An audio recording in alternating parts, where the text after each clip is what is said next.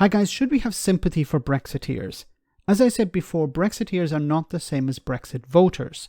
People like Liz Truss campaigned and voted for the UK to remain in the EU, but now sing the mythical benefits of being out.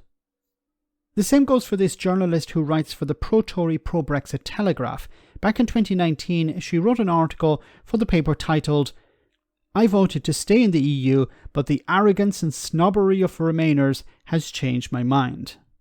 In the article, she claims she voted to remain, which I'm sceptical of, but then she says, "If I could go back, I'd vote leave.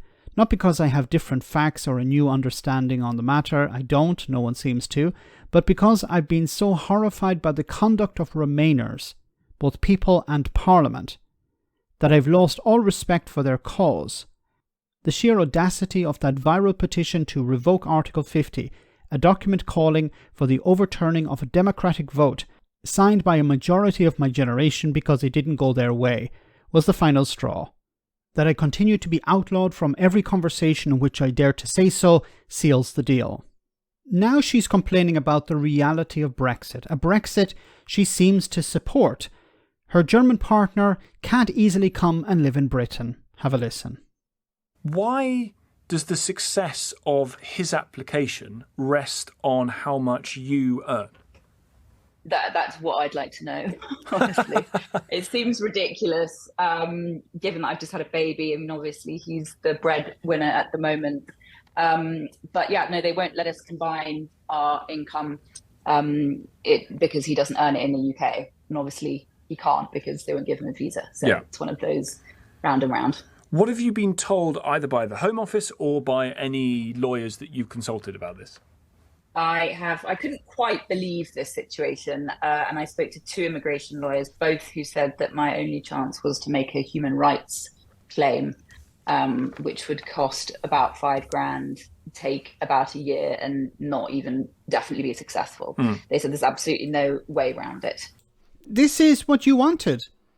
Now, she claims that she voted to remain, but now she's supporting Brexit. Well, Brexit was about taking back control, keeping foreigners out. You should be celebrating this, no? It's about keeping the foreigners out. Oh, it's actually affecting you now.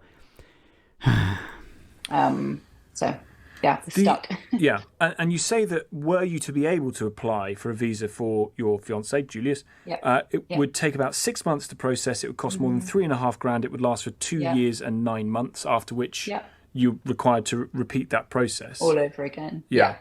Do you know what you would have to earn in order for an application to be granted? Yeah, it's about 22,500 profit, which I did not make while on maternity leave.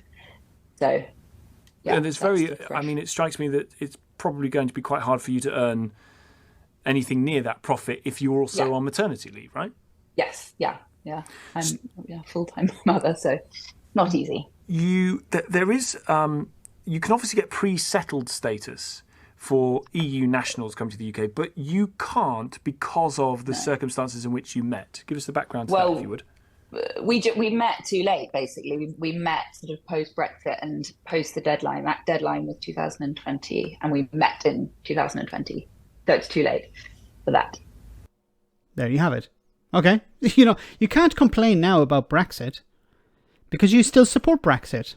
Unless she has turned around and said, no, I don't support Brexit anymore. But her arguments back in 2019, after the vote, were, well, now I support Brexit because Remainers are bad. I don't like Remainers. They're mean. So now I'm going to support Brexit. Unfortunately, she wasn't asked about Brexit during this interview with Tom Swarbrik, as far as I've heard, which is a bit disappointing. Do you have sympathy for this Brexiteer? I don't. Let me know in the comment section, guys, what you think. As always, your comments are greatly appreciated. Thanks a lot.